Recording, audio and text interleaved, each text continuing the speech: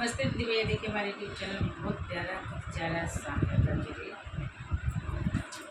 Support करिए और आगे बढ़ाइए।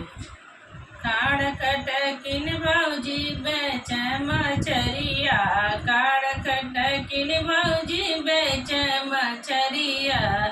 सासु घरे है ना ससुर घरे है ना, सासु घरे है ना ससुर घरे है ना।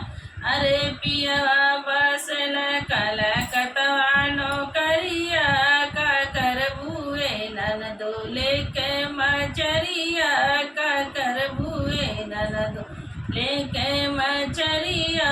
काड़ कटकिनी भौजी बेच मछरिया, काड़ कटकिनी भौजी बेच मछरिया। जेठ घरे है ना जेठानी घरे है ना, जेठ घरे है ना जेठानी घरे है ना।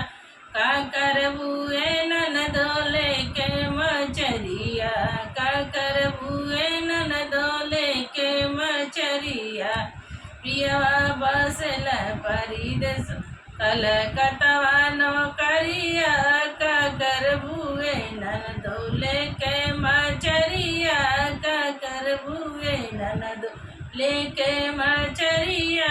काड़ कटकिनी भौजी बेच मछरिया, काड़ कटकिनी भौजी बेच मछरिया, काड़ कटकिनी भौजी।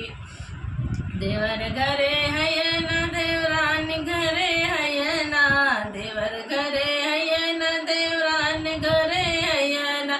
अरे पियवा बस कलकतवा नौकरिया, का करबुए भौजी लेके मछरिया, का करबुए भौजी लेके